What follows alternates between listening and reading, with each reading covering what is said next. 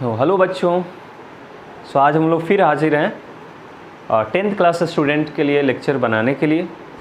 और हमने 10th class के स्टूडेंट्स के लिए 2 लेक्चर और भी डिस्कस किया था, जिसमें हम लोग केमिस्ट्री में फर्स्ट चैप्टर डिस्कशन कर रहे थे। याद होगा आप लोगों को। एक था जिसमें पहला चैप्टर फर्स्ट जो हमने लेक्चर बनाया उसमें हमने आपको रासायनिक अभिक्रिया के बारे में बताया था, और सेकेंड जो लेक्चर बताए थे उसमें आपको अभिक्रिया के प्रकार के बारे में बताया था, टाइप्स ऑफ केमिकल रिएक्शंस। उसमें बहुत तरह का रिएक्शंस हम लोग देख रहे थे, और शायद है ना हमको याद है हम वहाँ तक बात कर चुके थे एक्सोथर्मिक रिएक्शन तक, ऊष्माक्षेपी अभिक्रिया तक। तो बच्चों अभी आप लोग कॉपी और पेन निकाल करके बैठ जाएंगे। अभी हम लोग सारे का डेफिनेशंस देखेंगे एग्जाम्पल्स के साथ, है ना, और पूरे कॉन्सेप्ट को समझने का प्रयास करेंगे। किसी तरह का कोई डाउट होगा तो उस डाउट को हम लोग है ना क्वेरी के माध्यम से क्लियर करेंगे। किसी भी तरह का कहीं प्रॉब्लम आता है तो आप हमको व्हाट्सअप कर सकते हैं, है ना। हम आपको शुरू में आपको व्हाट्सअप नंबर बता देते हैं। मेरा व्हाट्सअप नंबर है 9525789444।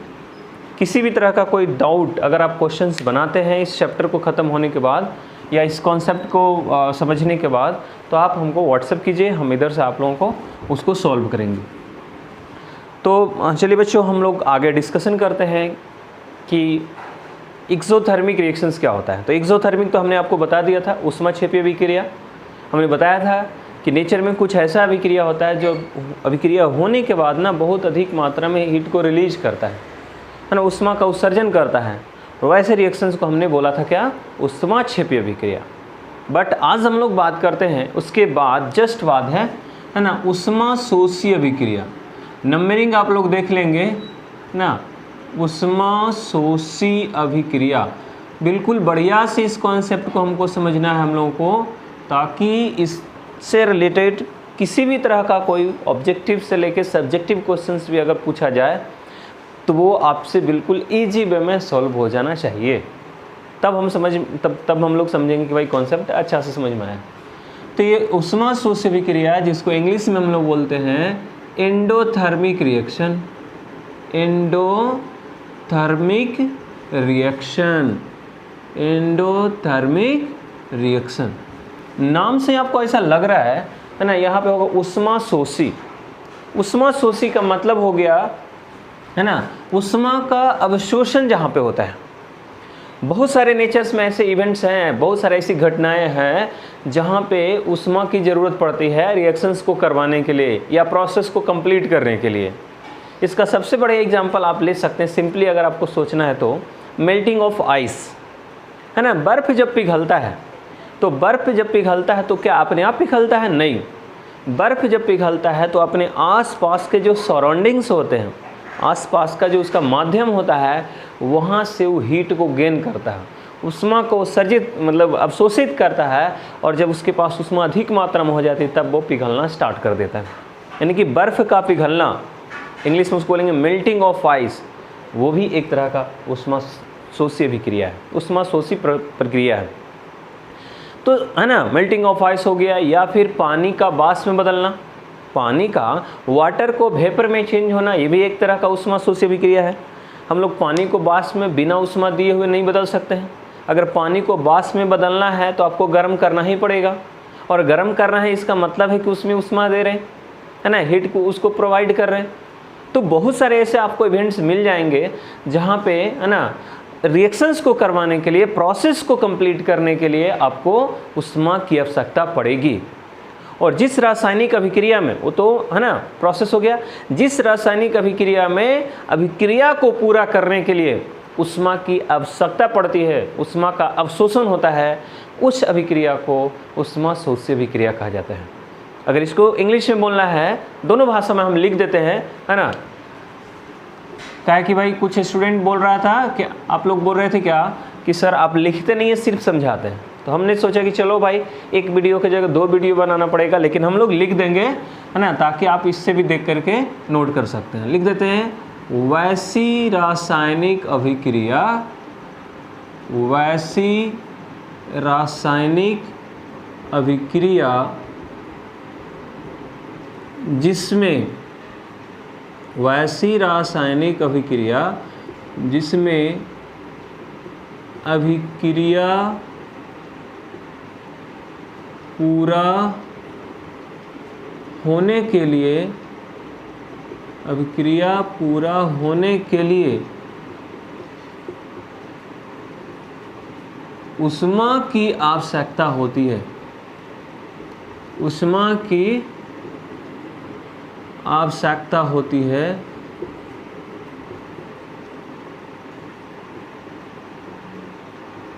तो उसे ऊष्माशोषी अभिक्रिया कहा जाता है, ऊष्माशोषी अभिक्रिया कहा जाता है। अगर आप सीबीएसई बोर्ड के हैं तो आप इसका डेफिनेशन इस तरीके से लिख सकते हैं, the type of chemical reaction, the type of chemical reaction in which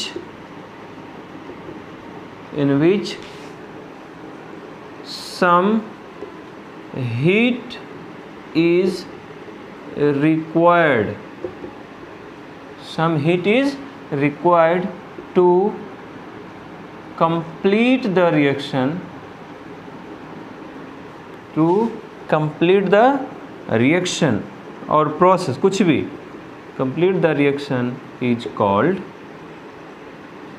endothermic reaction, is called endothermic reaction.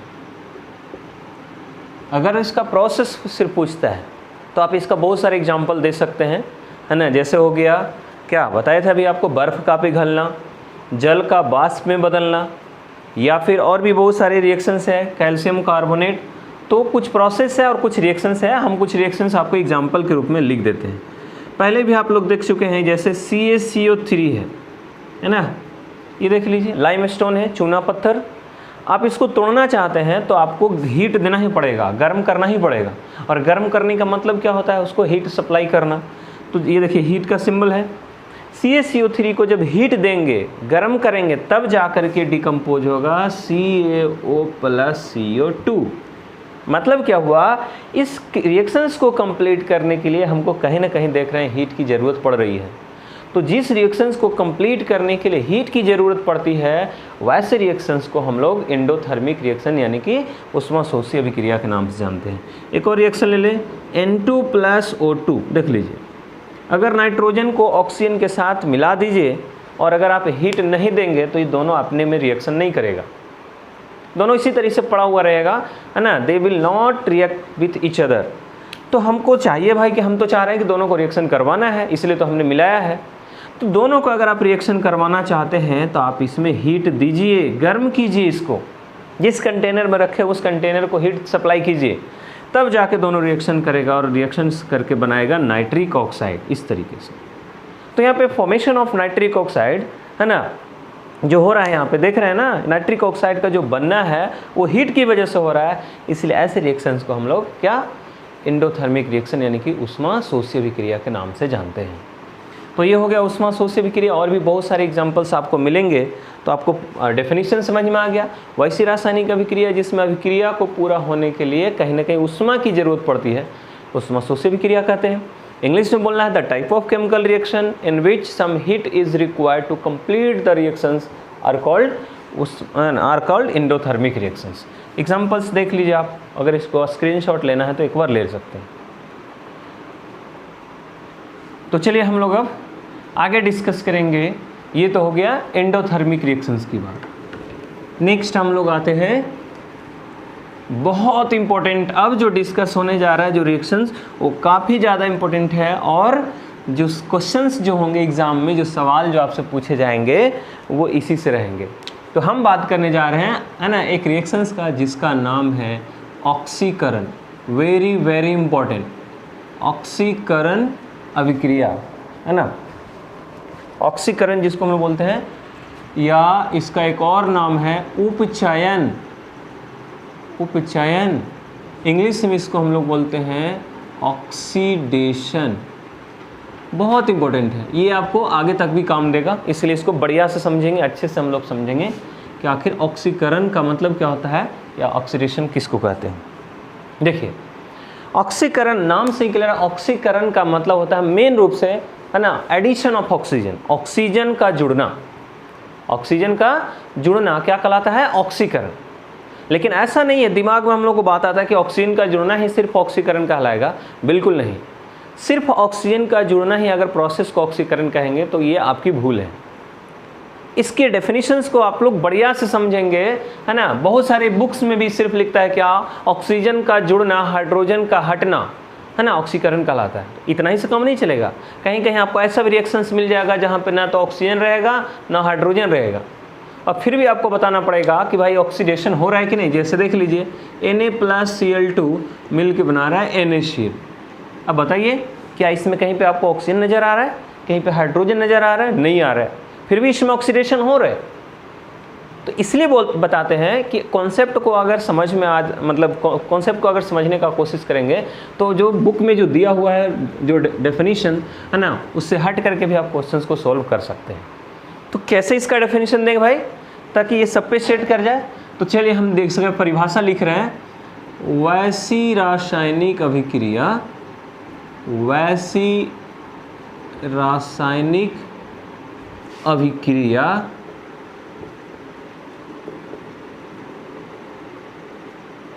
जिसमें किसी तत्व या यौगिक से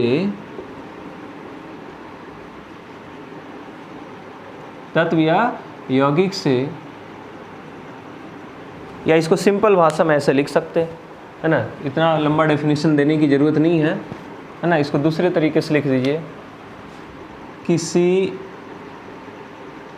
तत्व या यौगिक से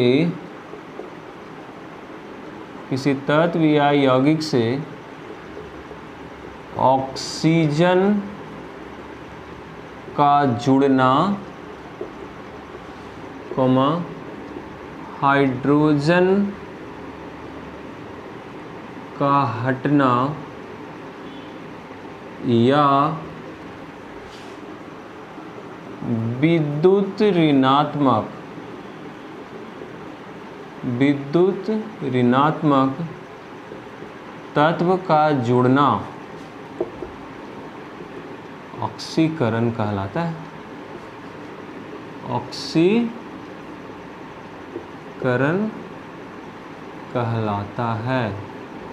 देख लीजिए ये बहुत ये इम्पोर्टेंट है, और इसके डेफिनेशन में जितने भी पॉइंट्स लिखा है ना उस पर हम लोग जाएंगे। किसी तत्व या यौगिक से किसका जुड़ना, ऑक्सीजन का जुड़ना। तीन बात इसमें है, ऑक्सीजन का जुड़ना, हाइड्रोजन का हटना या विद्युत ऋणात्मक तत्व का जुड़ना। ये तीनों में से कोई भी प्रोसेस अगर हो रहा है ना, कोई भी क्रिया अगर हो रही है तो हम समझ जाएंगे कि ऑक्सीकरण हो रहा है। अब हम लोगों को देखना ये है कि भाई तीनों में से कौन सी क्रिया कहाँ पे हो रही है। जैसे एक एग्जांपल, अगर इसको इंग्लिश में लिखना है तो हम लिख सकते हैं the process of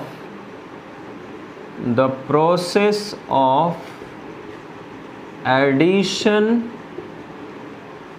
of oxygen,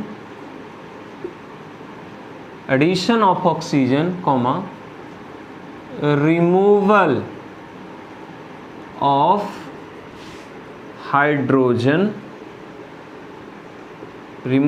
hydrogen, और addition of electronegative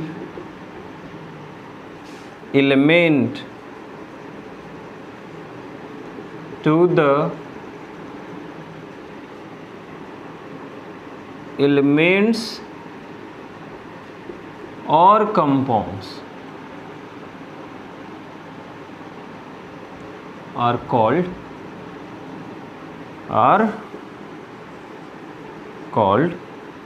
oxidation। Same चीज़ है, इसको हमने इंग्लिश में लिख दिया। The process of addition of oxygen, देखिए इसमें भी तीन बातें हो रही है, addition of oxygen, removal of hydrogen और एडिशन ऑफ इलेक्ट्रोनेगेटिव एलिमेंट। ये तीनों में से कोई भी प्रोसेस अगर कहीं पे अगर आप होता दिखाई दे आपको, तो आप सीधा सीधा समझ जाएंगे कि ऑक्सीडेशन हो रहा है। अब हम लोग है ना इसको एग्जांपल से समझेंगे। एक सिंपल सा पहले लेते हैं, जैसे C+O2 मिल के बनाता है CO2। तो आपको एकदम इसमें क्लियर पता चल रहा है, क्या पहले से कार्बन किसी ऑक्सीजन के साथ था? नहीं, कार्बन अकेले था। लेकिन जब हमने देखिए ऑक्सीजन के साथ इसका रिएक्शन करवाया तो दोनों रिएक्शंस करके बना दिया कार्बन डाइऑक्साइड। तो क्या हुआ, देखिए ऑक्सीजन कार्बन के साथ जाके जुड़ गया, है ना, ऐड हो गया। तो यहाँ पे कार्बन और ऑक्सीजन मिलकर कार्बन डाइऑक्साइड बना रहा है, इसका मतलब ऑक्सीजन कार्बन में ऐड हो रहा है, इसलिए यहाँ पे ये जो रिएक्शंस होगा वो ऑक्सीडेशन होगा। अब बात है ऑक्सीडेशन किसका हो रहा है, तो ऑक्सीडेशन कार्बन का हो रहा है, बिकॉज ऑक्सीजन कार्बन के साथ जाके जुड़ रहा है। तो जिस एलिमेंट के साथ जाकर ऑक्सीजन जुड़ता है उसी का ऑक्सीडेशन होता है। तो ये पूरा जो प्रोसेस ही ऑक्सीडेशन है, लेकिन कोई पूछा ऑक्सीडेशन किसका है तो सीधा बोलेंगे कार्बन का है। दूसरा एग्जांपल ले रहे हैं, ये तो हो गया addition of oxygen. Removal of hydrogen भी बोल रहा है। जैसे हम लेते हैं एक reaction H2S plus HCl, H2S plus Cl2। चलिए यहाँ पे देखेंगे, दोनों रिएक्शंस करके बनाता है HCl प्लस S। इस रिएक्शंस को बढ़िया से समझिए जरा सा। पहले बताएंगे हाइड्रोजन किसके साथ था, सल्फर के साथ। देख लीजिए हाइड्रोजन सल्फाइड है, लेकिन जब रिएक्शन हुआ तो देखिए सल्फर अकेले हो गया, अकेला बिल्कुल, उसके साथ कोई हाइड्रोजन नहीं है। इसका मतलब है कि बताइए इस सल्फर से पहले जो हाइड्रोजन अटैच था, क्या रिएक्शन होने के बाद अभी भी अटैच है? नहीं है, रिमूव हो गया, उससे हट गया। तो क्या लिखे हैं बताओ, रिमूवल ऑफ हाइड्रोजन। हाइड्रोजन का हटना भी क्या कहलाता है, ऑक्सीडेशन कहलाता है। इसका मतलब यहाँ से हाइड्रोजन हट रहा है, इसलिए इसका क्या हो गया, रिडक्शन। तो बताओ यहाँ किसका ऑक्सीडेशन हो रहा था, कार्बन का। तो यहाँ पे लिख देंगे कार्बन का ऑक्सीकरण हो रहा है।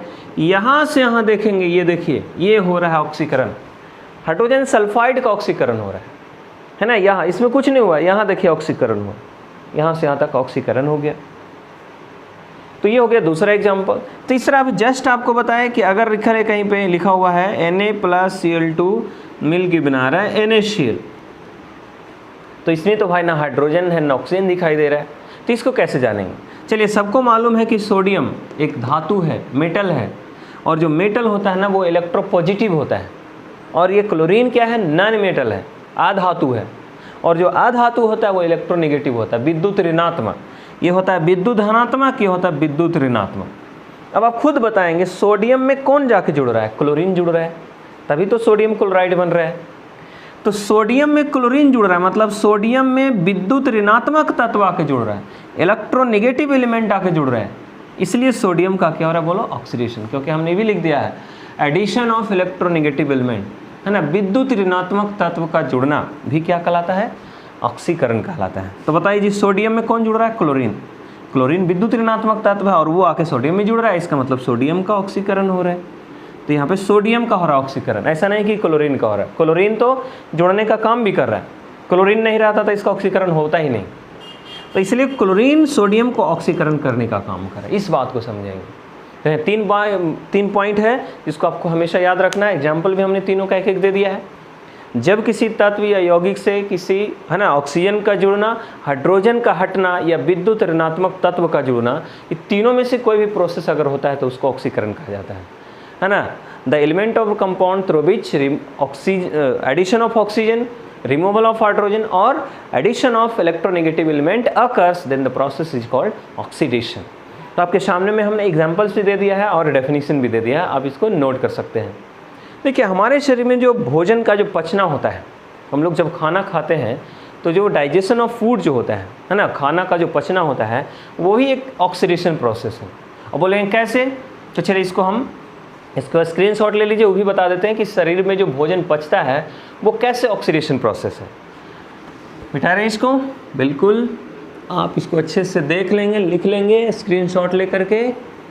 उसके बाद चलिए हम आपको बता दें कि भोजन का पचना एक ऑक्सीकरण प्रोसेस है, ऑक्सीडेशन प्रोसेस है। कैसे, देख लीजिए। जब भी हम लोग कुछ खाना खाते हैं तो खाना में हम लोग क्या खाते हैं, ग्लूकोज। सबको मालूम होना चाहिए C6H12O6, C6H12O6, ये ग्लूकोज का फार्मूला है जी। कोई भी पूछे तो ग्लूकोज का फॉर्मूला आपको ये याद रखना है। तो ये खाना में हम लोग ग्लूकोज खाते हैं, है ना, ग्लूकोज लेते हैं शरीर के अंदर, बॉडी के अंदर।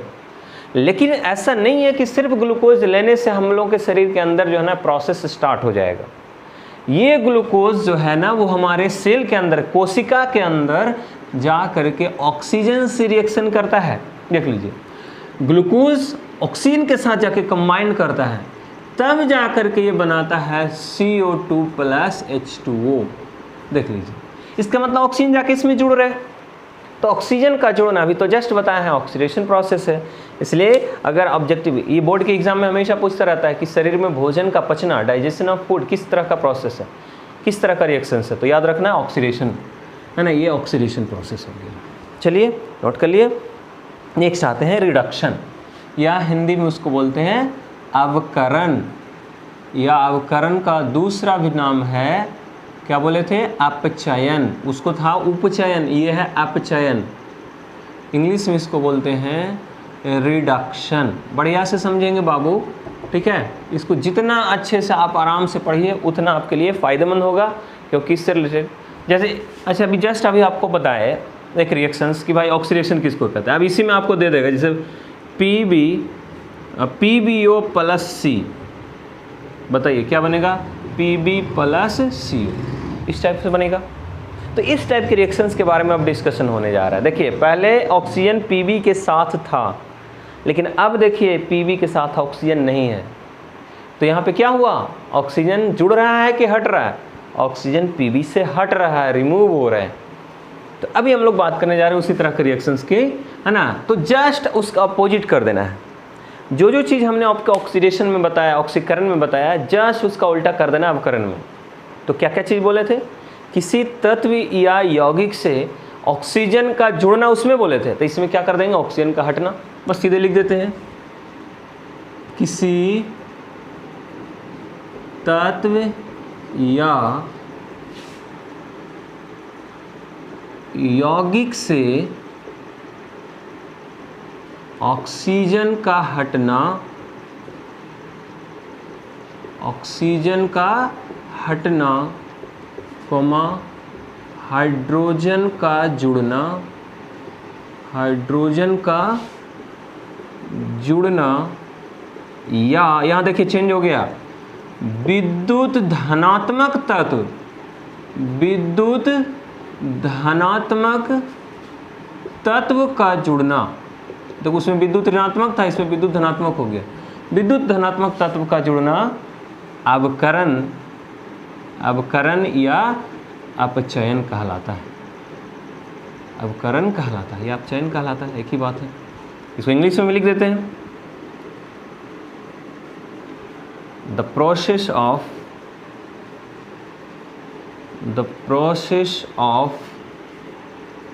Removal of oxygen, addition of hydrogen,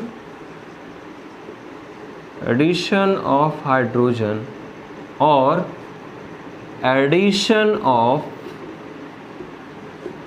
electropositive element, to the elements or compounds, elements or compounds are called reduction, याद रखेंगे, are called reduction। the process of removal of oxygen, देखिए इसमें भी तीन बात हो गया, उसमें एडिशन था, इसमें रिमूवल, उसका जस्ट ऑपोजिट हो गया। Removal of oxygen, addition of hydrogen और एडिशन ऑफ इलेक्ट्रोपॉजिटिव एलिमेंट, है ना। किसी तत्व या यौगिक से ऑक्सीजन का हटना, हाइड्रोजन का जुड़ना या विद्युत धनात्मक तत्व का जुड़ना, धनात्मक यहाँ पे आ गया, है ना। अगर तीनों में से कोई भी प्रोसेस होता है तो उसको हम लोग, है ना, अवकरण या अपचयन कहते हैं। तो इसमें भी हम लोग तीनों का एक एक एग्जाम्पल देख लेंगे भाई कि क्या किस तरीके से हम लोग को अपचयन को पहचानना है।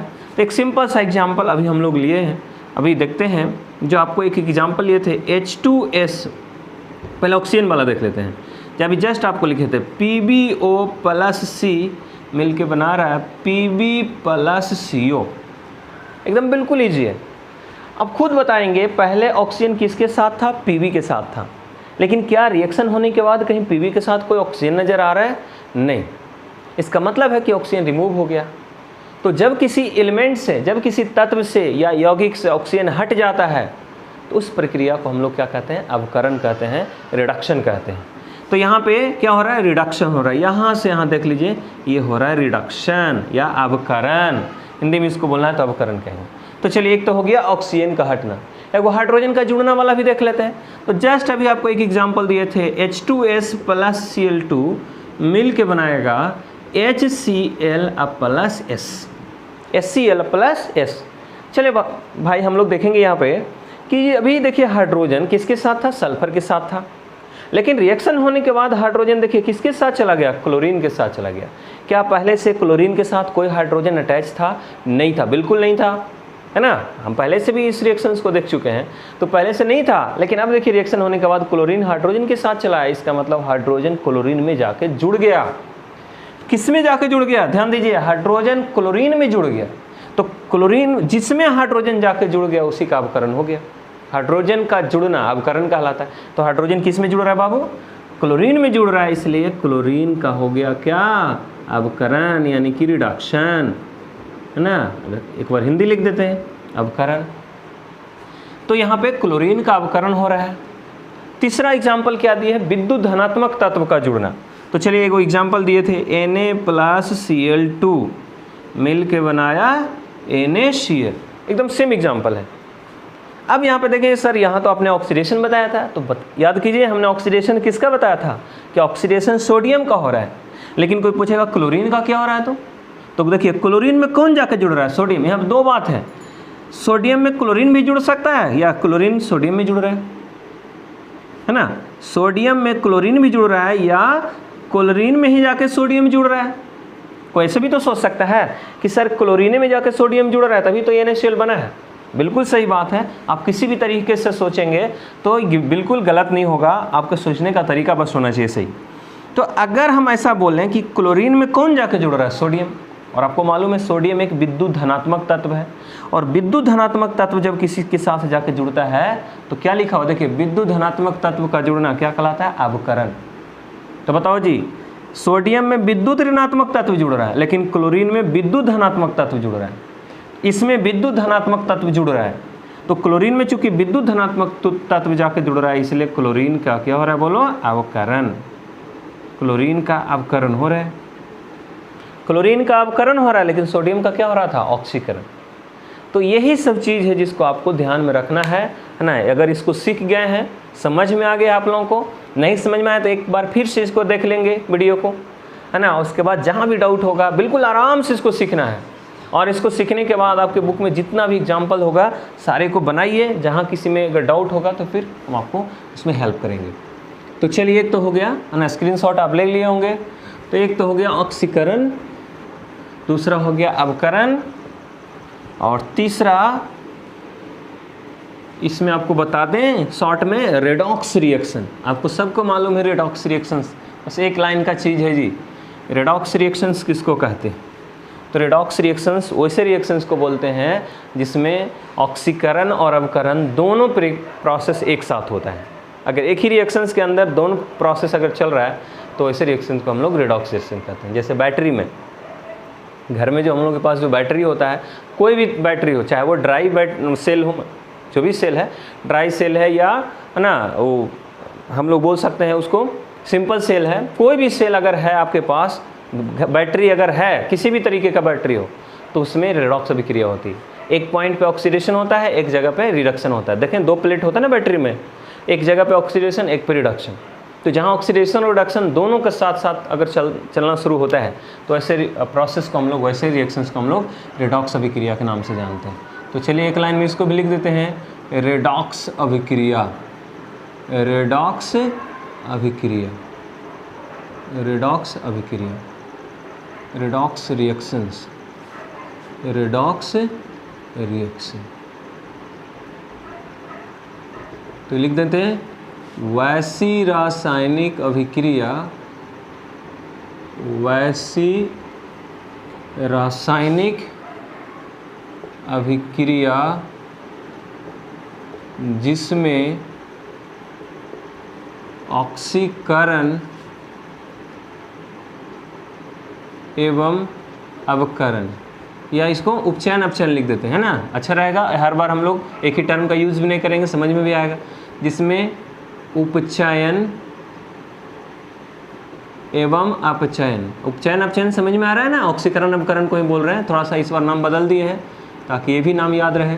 उपचयन एवं अपचयन दोनों साथ साथ होता है, दोनों साथ साथ होता है ना, रेडॉक्स अभिक्रिया कहलाती है। रेडॉक्स अभिक्रिया कहलाता है, रेडॉक्स अभिक्रिया कहलाता है। ठीक है, इंग्लिश में बोलना है the type of chemical reaction, the type of chemical reaction in which oxidation and reduction both occurs, both occurs माने दोनों होता है, both occurs साइमल्टेनियसली, दोनों एक साथ होता है। बोथ अकर साइमल्टेनियसली का मतलब दोनों एक साथ होता है ना। Are called what, redox reactions, are called redox reaction. तो एकदम बिल्कुल आसान है ना, सीधा सा बात है।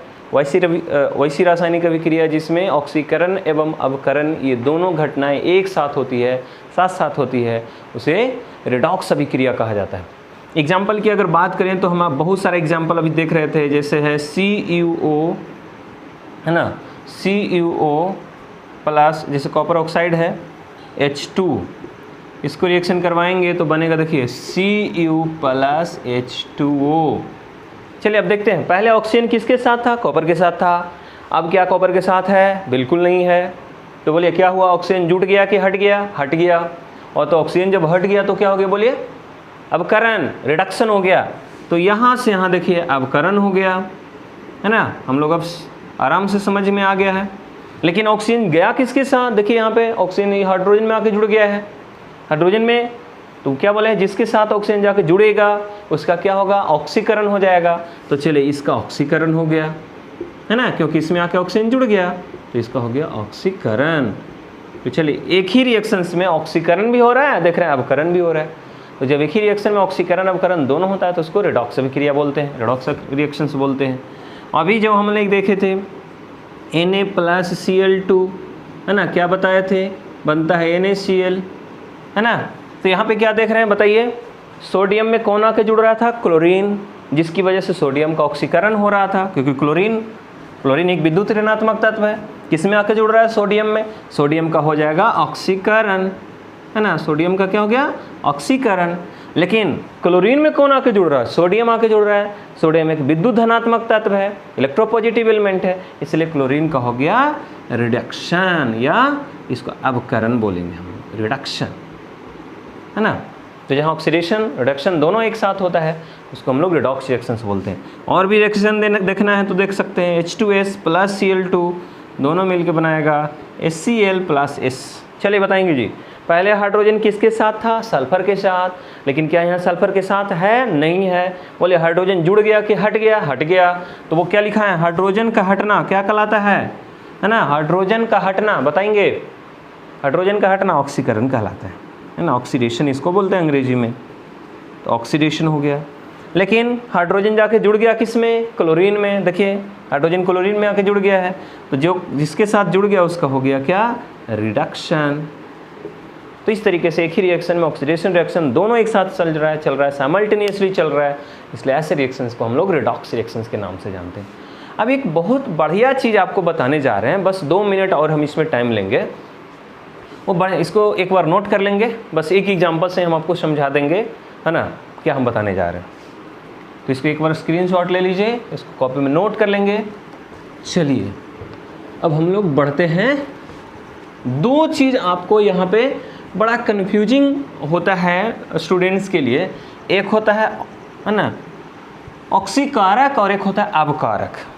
तो हम इसमें प्रयास करेंगे कि बस दो एग्जाम्पल्स लें और दोनों एग्जाम्पल से आप लोग को समझा दें, क्योंकि बहुत इंपॉर्टेंट चीज़ है। तो चलिए हम लोग बात करते हैं नेक्स्ट, ऑक्सीकारक। इसको बढ़िया से समझिएगा। ऑक्सीकारक अंग्रेजी में इसको बोलते हैं, इंग्लिश में ऑक्सीडाइजिंग एजेंट। ऑक्सीडाइजिंग एजेंट बहुत इंपॉर्टेंट है बाबू, इसको बहुत अच्छे से समझना है। और अगर इसको बढ़िया से समझ गए तो आपको 11th 12th आगे भी बहुत इसका ज़रूरत पड़ने वाला है। और हम हमेशा देखते हैं कि स्टूडेंट लोग इसमें कंफ्यूज कर जाता है, क्योंकि नाम है ना उसको उल्टा काम होता है, जैसा नाम और उल्टा काम। नाम है ऑक्सीकारक लेकिन होगा इसका अवकरण, है ना। तो चलिए ऑक्सीकारक, आपको नाम से पहले ऑक्सीडाइजिंग एजेंट। तो एजेंट से ही हम लोग पता करेंगे कि ये खुद होने वाला नहीं है, करने वाला है ना। एजेंट का काम खुद करना, अपना काम नहीं होता है, ये दूसरे का काम करता है। तो चलिए दूसरे का क्या काम करेगा? ऑक्सीडाइज करने का काम करेगा, ये दूसरों को ऑक्सीडाइज करेगा, इसलिए इसका नाम एजेंट है। और यही से आपको बिल्कुल पकड़ में लाना है कि ऑक्सीडाइजिंग एजेंट कहते किसको हैं या ऑक्सीकारक किसको कहते हैं।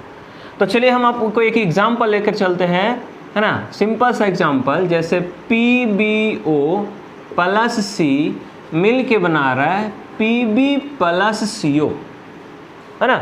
अब तो आपको समझ में आ रहा होगा ऑक्सीकरण अवकरण क्या होता है। चलिए खुद बताएंगे आप। ऑक्सीजन पहले Pb के साथ था, लेकिन रिएक्शन होने के बाद देखिए Pb अकेले पड़ गया। बोले ऑक्सीजन है, जुड़ गया कि हट गया? हट गया। और क्या सिखाएं? अगर ऑक्सीजन हट गया तो इसका क्या हो गया? बोलिए रिडक्शन हो गया। और ऑक्सीजन जाके जुड़ गया किस में? कार्बन में जुड़ गया, तो कार्बन का ऑक्सीडेशन हो गया। तो यहाँ दोनों प्रोसेस चल रहा है। देखिए यहाँ से आप बढ़िया से देखेंगे, जो मेरा हाथ जिधर उंगली जा रहा है हाथ का, तो यहाँ से यहाँ जो है ना वो क्या हो गया? अवकरण, रिडक्शन। और यहाँ से यहाँ जो देख रहे हैं वो क्या हो गया? ऑक्सीकरण, क्योंकि यहाँ देखिए ऑक्सीजन इसमें आके जुड़ा है। तो जिसमें ऑक्सीजन जुड़ा ऑक्सीकरण है, जिसमें से ऑक्सीजन हटा उसका अवकरण। ये हो गया रिडक्शन और ये हो गया ऑक्सीडेशन। तो दोनों प्रोसेस आपको मालूम है ना। चलिए यहाँ से ऐसे लिख देते हैं, ये हो गया रिडक्शन, शॉर्ट में लिख दे, सॉरी ये हो गया ऑक्सीडेशन। ऑक्सीडेशन में समझ में आ रहा है ना, ऑक्सीकरण। और यहाँ से यहाँ हो गया है ना रिडक्शन। चलिए शॉर्ट में लिख देते हैं। अब देखिए कह रहा है कि ऑक्सीकारक किसको कहते हैं। तो चलिए आपको एक लाइन में बता दें, अगर अच्छे से आपको समझ में आ जाएगा ना, एक बार जो हम बोलेंगे उसको खाली गौर से अगर ध्यान से सुन लीजिएगा ना, तो आपको हमेशा के लिए याद हो जाएगा। ऑक्सीकारक का मतलब होता है ऑक्सीकृत करने वाला, जो दूसरों को ऑक्सीकरण कर दे। ऑक्सीकारक माने ऑक्सीकरण करने वाला, इतना खाली माइंड में रखना है। तो चलिए बताइए जी, ऑक्सीकरण किसका हो रहा है? सामने में देख लीजिए, ऑक्सीकरण हो रहा है कार्बन का, है ना। किसका हो रहा है? कार्बन का। किसकी वजह से हो रहा है? PbO की वजह से। क्योंकि अगर ये ऑक्सीजन यहाँ से नहीं देता तो इसमें ऑक्सीजन आता कहाँ से? है ना। इसका मतलब इस कार्बन को ऑक्सीजन देने का काम कौन कर रहा है? ये कर रहा है लेड ऑक्साइड, यहाँ से मिल रहा है इसको ऑक्सीजन। तो इसका मतलब है कि ये जो यौगिक हम लोग देख रहे हैं ना, ये कार्बन को ऑक्सीकृत करने का काम कर रहा है। और अभी क्या बताया? जो दूसरों को ऑक्सीकृत करता है उसी का नाम क्या है? ऑक्सीकारक। तो यहाँ पे ये जो हम यौगिक देख रहे हैं ना, ये ऑक्सीकारक है। तो ऑक्सीकारक यानी कि ऑक्सीडाइजिंग एजेंट है ये, है ना। ये ऑक्सीकृत करने का काम कर रहा है, इसलिए ऑक्सीडाइजिंग एजेंट है। अच्छा ये बताओ, इसका क्या हो रहा है? अवकरण। किसकी वजह से हो रहा है? कार्बन की वजह से। क्योंकि कार्बन अगर ऑक्सीजन नहीं ले जाता तो बताइए इसमें से ऑक्सीजन हटता है जी? नहीं, हवा में थोड़ा ना छोड़ देता, ये ऑक्सीजन घूमते रहता। ये कहीं ना कहीं देखा कि भाई कोई ऑक्सीजन लेने वाला है, तभी तो ऑक्सीजन ही दिया। तो लेने का काम कौन कर रहा है? कार्बन। कार्बन यहाँ से ऑक्सीजन हटाने का काम कर रहा है, मतलब इसको अवकरण करने का काम कर रहा है। तो जो दूसरों को अवकरण करता है उसको बोलते हैं अवकारक। क्या बोलते हैं? अवकारक। तो हम यहाँ पे अगर परिभाषा लिखना होगा तो यहाँ पे लिख सकते हैं ऑक्सीकारक का, वैसे पदार्थ जो दूसरों को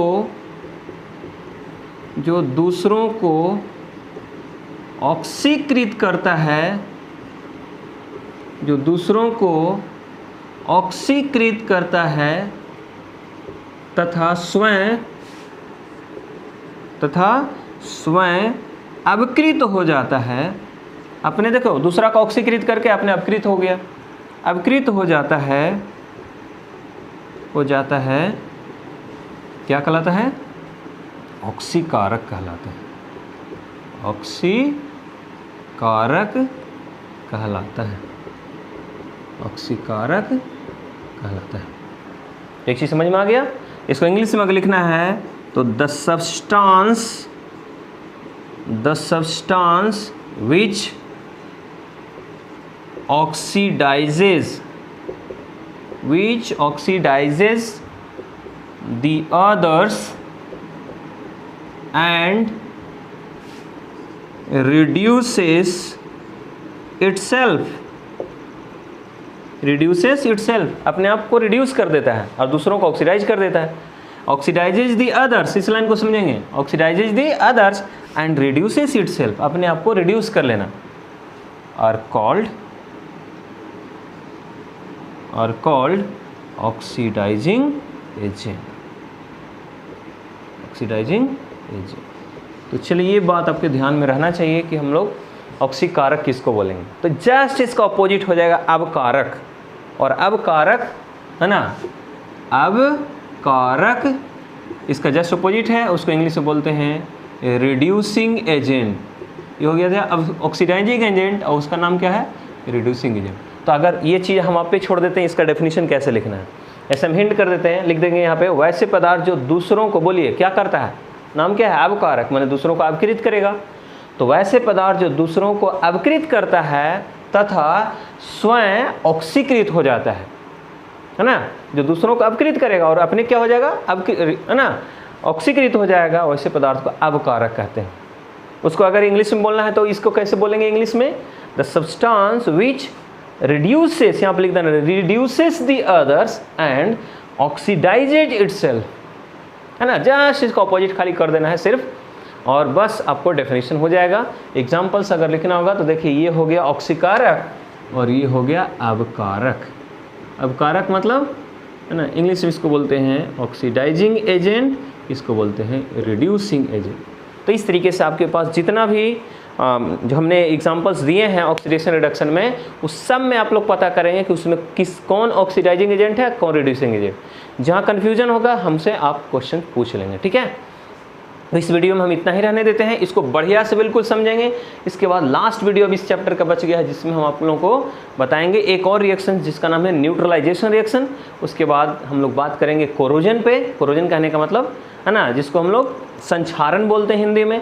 और लास्ट में इसके बाद एक और चीज़ है जिसका नाम है विकृति गंधिता या रेंसिडिटी, इसको हम लोग बोलते हैं। जब हम लोग खाना को छोड़ देते हैं तो खाना देखते हैं ना, बासी होने के बाद खट्टा हो जाता है, उसमें एक विशेष तरह का स्मेल आने लगता है ना। खाना जब खराब होता है, सब्जी वगैरह अगर कभी घर में बच जाता है गर्मी के दिन में, तो देखते हैं खट्टा होने के बाद उसमें से एक स्मेल आने लगता है।